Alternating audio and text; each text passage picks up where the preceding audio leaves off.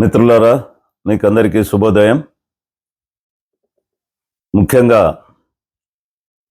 దళిత వెనుకబడిన విద్యార్థి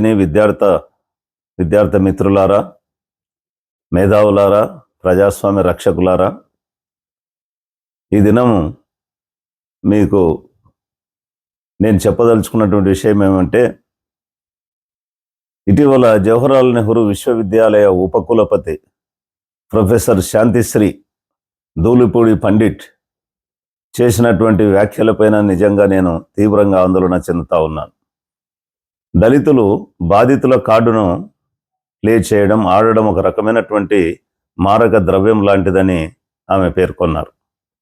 అంటే playing victim card is like a drug అని.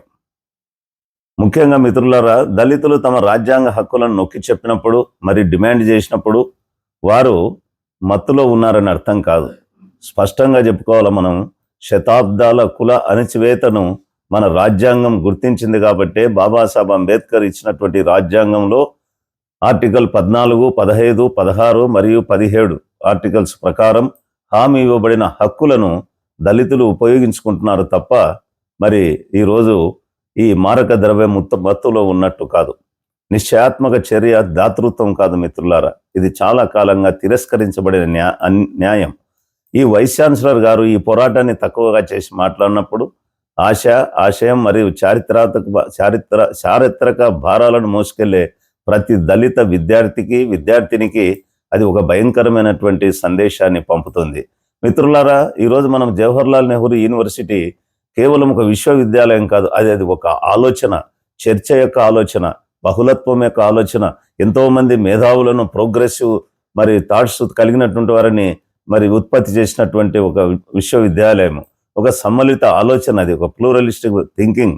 కానీ నేడు మనం చూస్తూ ఉన్నాం, ఈమె నాయకత్వంలో ఈ జేఎన్యు సమానత్వ నిబంధనలకు వీసీ యొక్క వ్యతిరేకత, ఆర్ఎస్ఎస్ మరియు దాని సైద్ధాంతిక సంస్థలకు ఆమె బహిరంగ సామీప్యత, ఏకం కాకుండా ధృవీకరించేటువంటి ఆమె ప్రకటనలు. ఒక వైస్ ఛాన్సలర్ అన్నటువంటి వాళ్ళు తమ యొక్క సొంత భావజాలానికి అతీతంగా పనిచేయాల్సిన అవసరం ఉంది. ఆమెకు రాజ్యాంగ నైతికతను కలిగి ఉండాల్సిన అవసరం ఉంది. కానీ ఆమెకు మెజారిటీ భావజాలం ఎప్పటి పరిస్థితుల్లో ఉండకూడదు.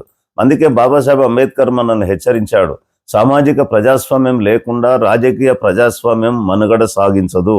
కాబట్టి ఒక ప్రముఖ విశ్వవిద్యాలయము, పేరెన్నిక కలిగిన విశ్వవిద్యాలయం యొక్క అధిపతి ఈ కుల వాస్తవాలను తోసిపుచ్చినట్లయితే భారతదేశం అంతటా మిత్రులారా, భారతదేశం అంతటా అణగారిన యువతకు ఏం సందేశం ఈమె పంపుతా ఉంది?